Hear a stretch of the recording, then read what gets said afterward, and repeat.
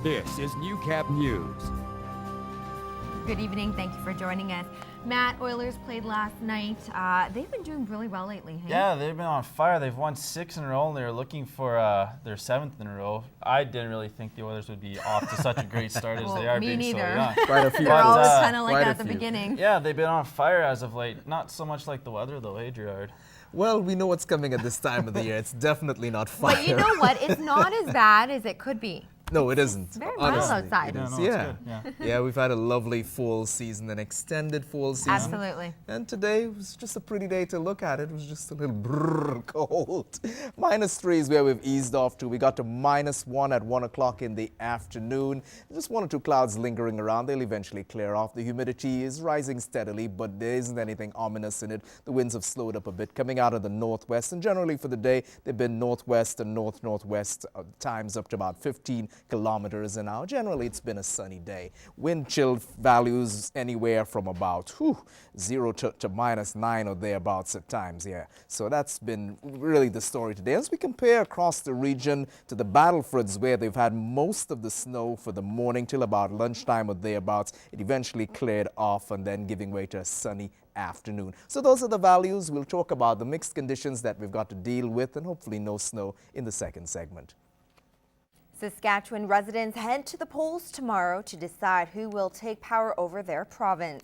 Political parties are hoping to see voter turnout increase for a 4th straight time since 1995's record low of less than 65%. Emmett Murphy reports. Early signs show this year may surpass the 76% voter turnout that was seen in 2007. Advanced polling is up to 66,000 people this year. It's a number that should continue to grow as Saskatchewan is the fastest growing province in the country. Of course, I'll vote. I will exercise my right to vote. Dow San Antonio is a recent immigrant who has personal wants when he is eligible to vote. Helping immigrants, at the same time education for our children because I have brought my family here. He also shares the same concerns in the election as the majority of Saskatchewan citizens. Went to the hospital and I think it takes a lot of time, so maybe whoever give priority to the healthcare system also, especially for the lack of doctors maybe. Regular polls are open at 9 a.m. Central Standard Time. Voting ends at 8 p.m. with results to be posted on Election Saskatchewan's website shortly after. Emmett Murphy, Newcap News. The Lloydminster RCMP is asking for the public's help to find the person responsible for breaking and entering into 2 businesses. The incidents occurred in the 5900 block of 44th Street in the border city. The crime happened sometime between 7 p.m. November 1st and 8 a.m. on the 2nd. The individual entered one of the businesses and then broke through to the other business. If you have any information about this or any other crime, please contact the Lloydminster RCMP or Crime Stoppers. The 33rd annual Stockade Roundup has wrapped up yesterday, and already organizers are planning on how to make the next year's gig bigger and better. This year's event saw returning exhibitors and a handful of new ones as well. We find out what makes the Roundup such a big hit in the border city. I'm really excited about it. It's been an awesome show. Is Dave Vixie's feedback about his first Stockade Roundup event. We're trying to get people interested in our cattle, to market our cattle at our bull sale. That's one of our main things. Owning about 400 purebred cows because of the boom in the agriculture industry, Vixie says the Midwest region is the place to do business. This area here is a really intense cattle area, and I think the cattle industry today is totally on the upswing, so we're excited about it. And the success of this year's event is reflective of that upward swing. We've been getting good traffic through the barns this week, which is really good. One thing we're definitely trying to work on. And talking to the exhibitors and stuff so far this morning, everybody seems to be really happy. Numbers of patrons have gone up this year, but Gerlinski is hoping to improve the event for next year. Hopefully along the same lines, just expand on things a little bit, try and improve a few things here and there where we think we need to improve. Hopefully get some more exhibitors. And while the main goal for exhibitors here is to market their cattle, Vixie says it's not always about business. But it's more than that. It's, you know, you get a lot of friends through this business, and I think that's the most fun part about it, is the people you get to meet and the customers really become your friends. So that's really a nice side of it. Kids got down and dirty at the Barr Colony Heritage Culture Center this weekend, all in preparation for Christmas. The center's annual Christmas clay program kicked off Saturday, showing kids what they can create with their own two hands. Yeah, so that's what you have to do. We'll just have to find. Eleanor Shaw is sharing her love of pottery. And it's just a lot of fun, right, guys? Yeah. Yeah. She's teaching youth at the Barr Colony Heritage Cultural Center a whole new type of Christmas craft. Oh, clay is fun with kids.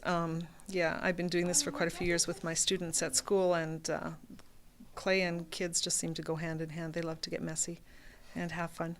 This is the first of multiple Christmas clay craft sessions.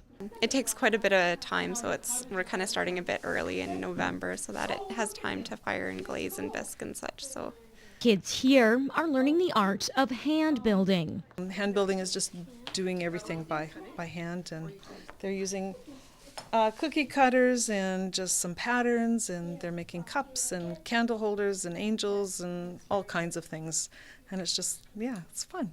With kids' primary tool their own two hands, the craft is completely their own creation.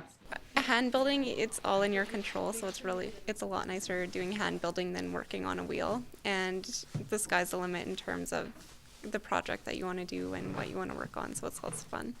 And since it's a multi-step process, starting now means this Christmas craft will be ready just in time for the holidays. In a couple of weeks, they're going to come back after it's fired and then do some painting on their work, and then we'll fire it again and should be ready for Christmas. And for Eleanor, she thinks kids and clay are the perfect mix.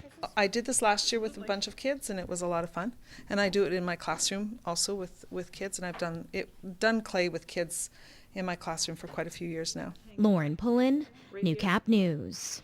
We're going to take a short break from news right now. Matt Schumont joins me at the desk with some news. Lloydminster Bandits are off to a pretty good start this year. Yeah, they wrapped up October, second place in the Junior B standings, and they've had a week off, and they're looking to get back in the win column last night.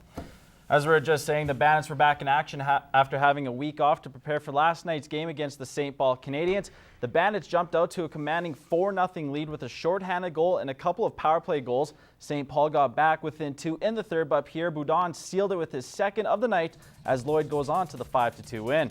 The Border City Bunch are back in action tonight, this time at home when they host the Vermilion Tigers, and puck drop is set to go in approximately 3 minutes. The Lloydminster Border Kings saw their 4-game winning streak snap last night as the Sylvan Lake Admirals picked up their 3rd win of the year, getting it done by a score of 5-2. Brody Foster and Brad Kushank had the goals for the Beat Kings. The Baker Hughes Bobcats didn't have much luck either last night as they get thumped by the Medicine Hat Tigers 8-3. The boys will be looking to shake that loss off as they were back on the road this afternoon to face the UFA Bisons. We'll have the results for you tomorrow night. And the Bonneville Pontiacs continued their road trip last night in Okotoks and came out on top by a score of 4-2. The Ponts had 4 different goal scorers, including Ryan Kearns, who pitched in with a goal and 2 assists.